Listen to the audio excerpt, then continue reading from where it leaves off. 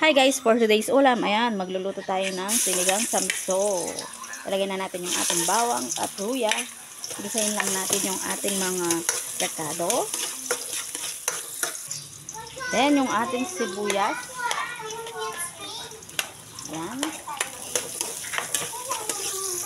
Lagyan na natin yung ating kamatis. Gisahin lang natin. Kailangan lamog na lamog yung ating kamatis bago natin lagyan ng tubig. Lagay na tayo ng patis.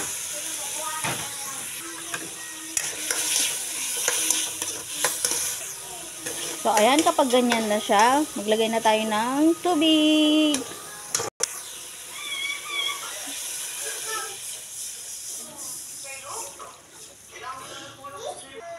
Maglagay tayo ng Ajinomoto.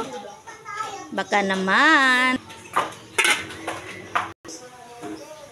So, ayan, kapag kulong-kulo na, ilagay na natin yung ating gulay, sitaw, at okra. And then, sabay na natin yung ating isda. Yung ating isda pala guys,iprinito ko muna yan. Lagay na natin.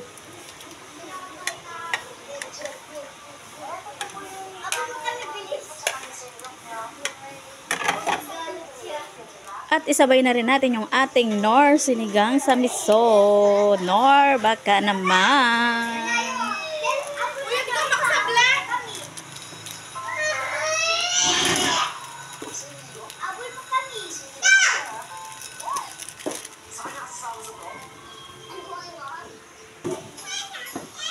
Haluin natin. And then, tsaka natin ito takpan. At kapag malambot na yung ating sitaw at okra, ilagyan na natin yung ating siling haba at yung ating kangkong.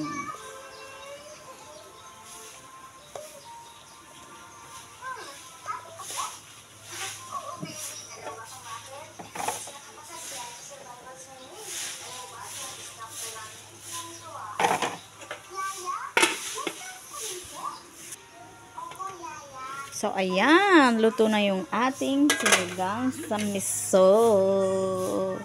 Saktong-sakto to sa tag-ulan.